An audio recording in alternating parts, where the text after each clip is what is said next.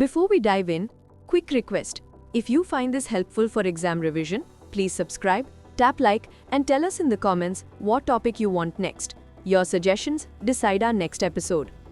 Today's focus is a classic exam favorite, the step-by-step investigation of an epidemic from the first signal to the final report, ending with a practical hepatitis A or E example. With us is our community medicine guide, Dr. Joshi. Dr. Joshi, why do we investigate outbreaks at all? Because an outbreak signals that the balance among agent, host, and environment has shifted. Our primary goals are to identify what caused that shift, interrupt transmission quickly, and prevent recurrence.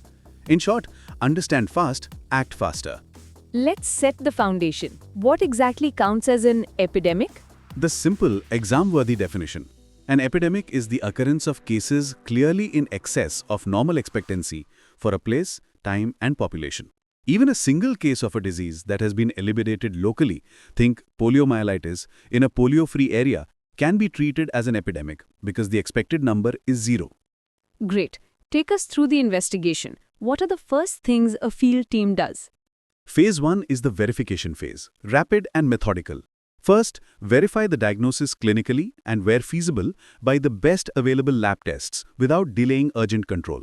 For suspected hepatitis A, a compatible illness plus immunoglobulin M antibody to hepatitis A virus or detectable hepatitis A virus RNA confirms a current infection. Remember, the clinical picture alone cannot distinguish viral hepatitis. Second, confirm the existence of an epidemic. Compare observed cases with the expected baseline from surveillance or previous seasons. A practical aberration rule often used in public health surveillance is a count exceeding the mean plus 2 standard deviations of baseline values. This triggers investigation. Third, establish a clear epidemiological case definition, typically with clinical criteria, person, place, and time boundaries, and laboratory criteria if available. Keep it consistent and revise only if needed as the investigation evolves. Pause and recall. What 3 checks make up the verification phase? Diagnosis, excess above expected, and a consistent case definition. Once the threat is verified, what next? Phase 2 is descriptive epidemiology, time, place, and person. Define the population at risk so you have a correct denominator. Then find cases aggressively, the numerator, through house-to-house surveys, facility line lists, and alerts to clinicians and labs. This also surfaces mild and asymptomatic infections, the iceberg. Orient the data by time with an epidemic curve, by place with a spot map, and by person with subgroup attack rates. A point source curve suggests a single exposure, like contaminated water for hepatitis A or E. A propagated curve suggests person-to-person spread. Calculating attack rates by age, sex, locality, or exposure helps you spot the most affected strata and likely sources. Quick self-check. Pause and recall. Why do we draw an epidemic curve? To visualize onset over time, infer exposure pattern, and guide hypothesis generation. Speaking of hypotheses, how do we move from description to explanation? That is the analytic phase. Based on your time, place, person patterns, formulate a hypothesis about the source and mode of transmission. For suspected waterborne hepatitis, a typical hypothesis might be exposure to water from well 3 during 10 to 12 August increased risk of illness. Then test it. The workhorse in outbreaks often is a case control study, comparing exposures in cases and controls. Sometimes a cohort study is feasible, like in a school or wedding. Integrate environmental findings, say a broken chlorinator or mixing or leakage of pipelines of drinking water and sewage to support your epidemiological results. And control measures? Wait until all analyses are done? Never.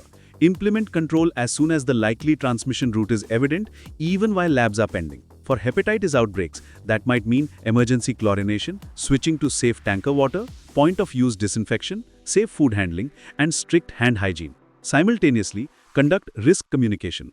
This analyze as you act approach is emphasized by both the WHO and the CDC. Where do India's systems fit in? How do we detect and respond in real life? Through the Integrated Disease Surveillance Program or IDSP, rapid response starts with a Rapid Response Team (RRT) at the district level. The IDSP training modules lay out early detection triggers, outbreak confirmation, field verification, descriptive analysis, analytical studies when needed, immediate control measures, and communication. Let's consolidate this into a clean, exam-friendly list. Could you outline the steps end to end? Certainly, adapt wording to your viva, but keep the logic. Prepare for fieldwork and assemble the RRT, permissions, supplies, roles. Verify the diagnosis clinically and with appropriate labs without delaying action. Confirm whether an epidemic exists by comparing observed with expected. Use practical aberration thresholds. Establish and refine the case definition. Create a line list. Undertake case finding and define the population at risk.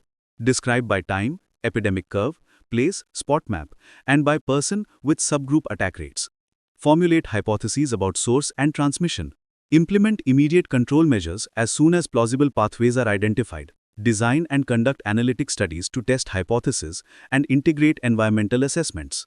Strengthen surveillance for follow-up, monitor impact, and declare the end after no new cases for up to 2 maximum incubation periods. Communicate findings and write a comprehensive report with recommendations. Perfect. Now let's apply this with a short case. First vignette. Vignette 1. Point source Hepatitis A. A town's primary health center reports 5 jaundice cases from Ward 6 in 3 days. The RRT verifies that patients have fever, malaise, vomiting, and jaundice. 2 early samples are positive for immunoglobulin M to hepatitis A virus. They confirm an excess above the ward's usual baseline. A working case definition is set: acute jaundice with dark urine or scleral icterus in any Ward 6 resident with onset between 1 and 14 August, lab positive if immunoglobulin M anti-hepatitis A virus is present. House-to-house search finds 27 cases. By time, the curve shows a sharp rise clustered around 8 to 10 August. By place, spot map clusters around lanes supplied by overhead tank B. By person, highest attack rate in children 6 to 12 years. Hypothesis would be exposure to piped water via overhead tank B during 3 to 6 August caused illness. Immediate measures start now: shock chlorination, tank cleaning, and emergency tanker supply. An environmental check notes a broken valve allowing ingress near a sewer line. A quick case control study shows strong association with drinking unboiled water from that tank. Control measures continue. Surveillance shows no new onsets after 14 days. The final report documents the source, fixes implemented, and recommendations on residual chlorine monitoring and community hand hygiene education. Pause and reflect. Which descriptive clues pointed to a common source here? The single peak in time, geographic clustering around one water source, and high attack rate in a defined subgroup. And a second vignette. Vignette 2. Hepatitis E in a peri-urban settlement. The IDSP alert flags a rise in acute viral hepatitis from 2 adjacent colonies. Verification finds compatible illness. Early samples show immunoglobulin M to hepatitis E virus in several patients. The epidemic curve has a wider plateau, consistent with prolonged exposure. Mapping shows cases along an open canal with illegal water connections. Attack rates are highest among households using the canal side standpipe.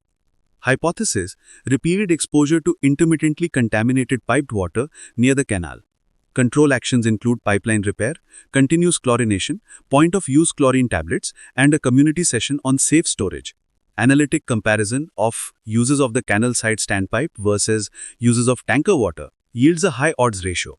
Post-intervention surveillance continues until no new cases for 2 maximum incubation periods, and the report recommends infrastructure fixes and routine residual chlorine checks.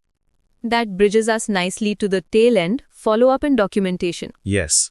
After implementing control, continue active surveillance to judge impact and catch any late cases. A common field rule is to keep heightened surveillance until twice the maximum incubation period has passed with no fresh cases. Finally, document everything: methods, epicurve, maps, attack rates, lab results, environmental findings, hypotheses and their tests, actions taken, outcomes, lessons learned, and practical recommendations for the health system and local bodies. That report is your blueprint for preventing the next outbreak, and it doubles as an excellent exam writer. Last quickfire for listeners. Pause and recall. List the first 5 steps of outbreak investigation. If you said prepare, verify diagnosis, confirm epidemic, define cases, and find cases plus population at risk, you are on track. And remember, when time, place, and person point to water, act immediately. Secure safe water, treat sources, and communicate clearly. Labs confirm the etiology, but public health action saves the most cases. That's a wrap on epidemic investigation with the hepatitis and E lens. If this sharpened your exam game, subscribe, like, and drop your next topic. We will see you next time.